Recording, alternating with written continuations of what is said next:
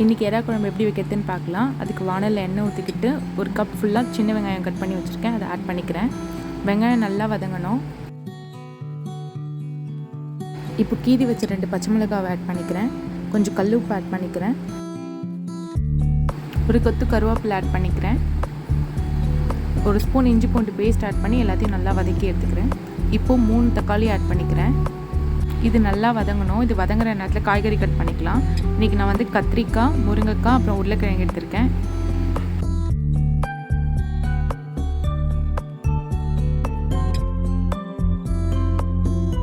இப்போ வெங்காயம் தக்காளி நல்லா வதங்கிடுச்சு. கட் பண்ண காய்கறி ஆட் பண்ணிக்கலாம்.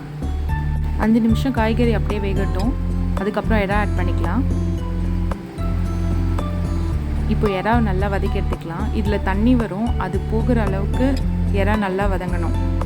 இதில் 1 ஸ்பூன் மஞ்சள்தூள், 1 ஸ்பூன் மிளகாத்தூள், 1 spoon chicken masala, 1/2 spoon garam masala, 2 spoon குழம்பு மிளகாத்தூள் ஆட் பண்ணிக்கலாம். இப்போ தேவையான அளவுக்கு தண்ணி ஆட் பண்ணி கேஸை மீடியம் ஃப்ளேமில் வச்சு ஒரு 10 நிமிஷம் கொதிக்க வைக்கலாம். இப்போ குழம்புக்கு தேவையான தேங்காய் பேஸ்ட் அரைச்சிக்கலாம். ஒரு மூடி தேங்காய், அப்புறம் கொஞ்சம் பெருஞ்சீரகம், கொஞ்சம் தண்ணி ஆட் பண்ணி நான் அரைச்சிக்கிட்டேன். இப்போ 10 நிமிஷத்துக்கு அப்புறம் குழம்பு நல்லா கொதிச்சிருச்சு. இப்போ அந்த தேங்காய் பேஸ்ட் ஆட் பண்ணிக்கலாம். ஆட் பண்ணி ஒரு 5 நிமிஷம் நல்லா கொதிக்கணும். இப்போ இதில் நான் வேக வச்ச 2 முட்டையை ஆட் பண்ணிக்கிறேன். எப்போவுமே எறா குழம்புல முட்டை போட்டோன்னா சூப்பராக இருக்கும் அந்த குழம்பு. நீங்கள் ட்ரை பண்ணி பாருங்கள். லாஸ்ட்டாக கொஞ்சம் கொத்தமல்லி ஆட் பண்ணிவிட்டு கேஸ் ஆஃப் பண்ணிடலாம். அவ்வளோதான், நம்மளோட சூப்பரான எறா குழம்பு ரெடி ஆயிடுச்சு.